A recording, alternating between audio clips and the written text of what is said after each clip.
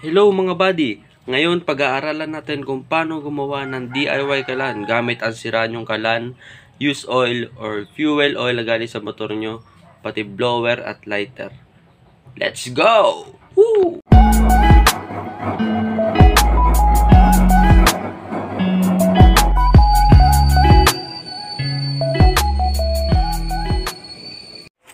Ang unang step na gagawin natin mga buddy ay humanap ng pwedeng gawing stand sa ating kalan para magkaroon ito ng karagdagang taas. Ito ay ilalagay natin sa apat na sulok ng ating kalan. Itong sa akin kasi mga buddy na ginamit ay apat na angle bar para sa karagdagang taas ng ating kalan.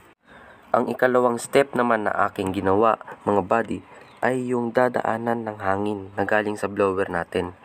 Humanap ka buddy ng tubular na magkakasya yung bunganga ng blower. Tapos, gumawa ka ng lalabasan ng hangin.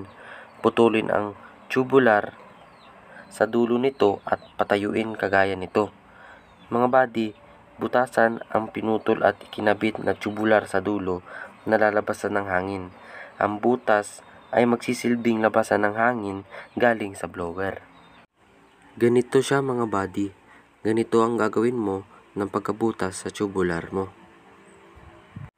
Ang ikatlong step na gagawin natin mga buddy ay weldingin ang angle bar sa kalan na gagawing karagdagang taas ng kalan natin mga buddy. Kailangan natin dagdagan ang taas ng kalan natin para magkaroon ng espasyo para sa ating tubular. Kasi sa ilalim natin idadaan yung ating tubular mga buddy. Okay na ang ating kalan at ang ating tubular mga buddy. Ang ikaapat na step mga buddy ay weldingin ang mismong tungtungan ng ating mga pangluto. Kagaya ng kaldero, kawali, takuri at kung ano pa dyan mga buddy. Siguraduhin mong na-welding nyo ito na maayos mga buddy. Mahirap na baka yung niluto mo ulam matapon, sayang naman. Kagaya nito mga buddy. Ang ikalimang step na gagawin natin mga buddy ay weldingin ang tubular sa mismong kinalalagyan ng apoy natin. Dito mga buddy, nagmimix ang ating used oil, fire at ang ating air na galing sa blower mga buddy. Pagkatapos ng mga buddy ay simintuhin natin ang kinalalagyan ng apoy para hindi mag-leak ang used oil mga buddy. Ito naman ang hose mga buddy na nagmumula sa ating used oil patungo sa kalan natin mga buddy. Ang ika-anim na step naman mga buddy ay gumawa ng tuntungan ng used oil mga buddy. Tapos mga buddy ay bumili ako ng gripo mga buddy. Ikakabit ko ito sa lagayan ng ating used oil mga buddy. Dahil plastic ang ating lagayan at ang gripo, ilalagyan natin ito ng epoxy para ikabit at hindi mag-leak mga buddy. Kagaya nito mga buddy. Haluin lang ang dalawang klase ng epoxy bago ikabit ito mga buddy. At ito na nga mga buddy, dumating na nga yung aking parcel na blower mga buddy. Set na siya mga buddy. Tingnan nyo lang mga buddy. Pagkatapos ng mga buddy, kumuha na agad ako ng used oil mga buddy doon sa bahay namin mga buddy. Ito yung gabit na ng mga used oil, mga change oil ko sa motor mga buddy. Tingnan nyo pa para sigurado mga buddy oh. Ito na siya mga buddy. Sheesh.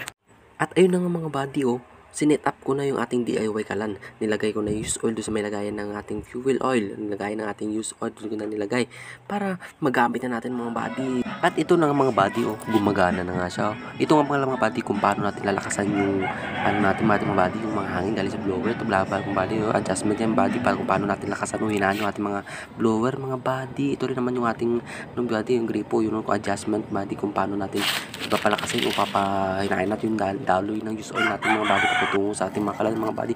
Ito na nga yung mga buddy oh, di ba? Lagablab yung mga buddy oh. Yan mga buddy yung kung paano mag-process o paano gumawa o paano gumana yan mga buddy yung ating mga DIY kalan mga buddy. So, pakinabangan natin yung mga used oil natin mga buddy na mahina pa lang yung buddy pero effective na talaga mga buddy. Kung lakasan mo siguradong luto agad yung niluluto mo mga buddy ko. Ang lakas-lakas mga buddy. Shit. Ang galing talaga mga buddy.